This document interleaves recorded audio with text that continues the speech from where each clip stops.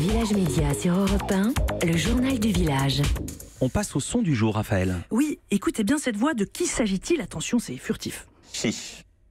Alors, qui est-ce? Quelqu'un qui dit 6. Quelqu'un qui dit chiche. Chiche. Et qui n'est Eh pas bien, Auvergnat. c'est notre président de la République, Emmanuel Macron, qui dit chiche, pas encore président, à l'entre-deux-tours de la présidentielle. Il avait répondu aux questions de la rédaction du site Mediapart et il avait fait une promesse au patron, Edoui Plenel. Est-ce que vous seriez d'accord pour revenir chaque année de votre quinquennat et on fait l'examen du bilan? Chiche. Eh ben banco. Eh ben banco, un an après, promesse tenue, on l'a appris hier matin, non content de faire le 13h après-demain jeudi de TF1.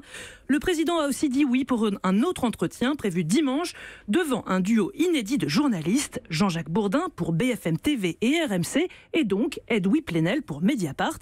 Alors pourquoi cet attelage disruptif? Décryptage de com signé Ouest France. L'idée que l'équipe présidentielle souhaite installer, c'est que Macron est un bon point d'équilibre, en mettant en scène une contestation de la gauche radicale incarnée par Plenel et une contestation de la droite poujadiste incarnée par Bourdin. Et puis alors ce Voilà soir, pour l'explication com de Ouest France. J'ai adoré, donc je voulais donner. on l'avait compris. Et puis alors ce soir, France 2 reçoit également le président. Oui, enfin non, France 2 reçoit ce soir l'ancien président. François Hollande est ce soir donc l'invité d'Anne-Sophie Lapix à l'occasion de la sortie de son livre Les leçons du pouvoir. Avec quel dispositif? Réponse d'Anne-Sophie Lapix. En général, les interviews, elles font entre 5 et 10 minutes. Là, ce sera plutôt un quart d'heure pour pouvoir parler de ce livre de 410 pages que j'ai lu et que j'ai même étudié tout le week-end.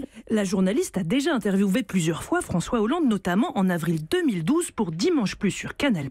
6 ans plus tard, elle l'avoue, avec lui, on ne sait jamais sur quel pied danser. Comment est-il? Eh bien, ça dépend. Et c'est assez amusant parce que il y a un peu de François Hollande. Par moments, il était plutôt imprécis. Et puis, par moments, il était extrêmement pointu. Une vraie lame. Alors, comment sera-t-il ce soir? Une vraie lame ou un homme imprécis? Réponse donc devant le 20h de France 2. Et une chose est sûre, il sera beaucoup question d'analyser la politique actuelle menée par son successeur. Une petite musique qu'on entend de plus en plus, Emmanuel Macron qui bouderait France Télé. Bah oui, rien sur France Télé à part son interview avec Laurent Delahousse en décembre dernier sur France 2.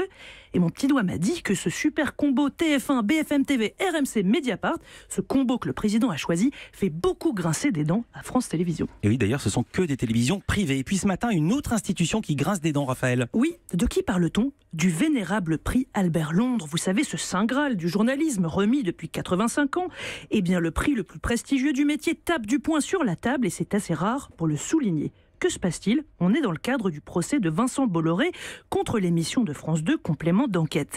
La semaine dernière, au tribunal de Nanterre, le reporter Tristan Oualex a dû répondre à de multiples questions sur une de ses enquêtes et pas n'importe laquelle.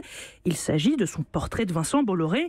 L'industriel breton le considère à charge, mais ce même documentaire a valu à Tristan Oualex de recevoir l'année dernière le prix Albert Londres. Pourquoi les équipes du prix sont-elles furax? Parce que l'avocat de Vincent Bolloré a osé dire pendant le procès que Oualex s'est, je cite, auto-octroyé le prix Albert Londres. Écoutez la présidente du jury de l'année dernière, celle qui a remis le prix à Tristan Oualex, la journaliste Annick Cogent. Le prix Albert Londres n'est pas content, mais il juge absolument extravagante, hallucinante. La phrase de l'avocat de M. Bolloré qui prétend que Tristan Oualex aurait pu s'auto-octroyer le prix Albert Londres. Mais enfin, c'est insensé et c'est extrêmement choquant.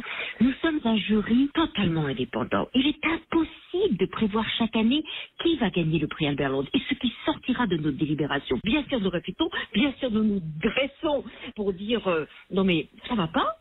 Non mais ça va pas, je vous rappelle la fameuse citation d'Albert Londres qui définit le métier de journaliste ainsi: mettre la plume dans la plaie. Allez, on termine par une info programme. Oui, ce soir sur M6, ne manquez pas Maison à vendre, vous y verrez un invité inattendu. Écoutez la séquence classique de démolition de cloisons à coups de massue.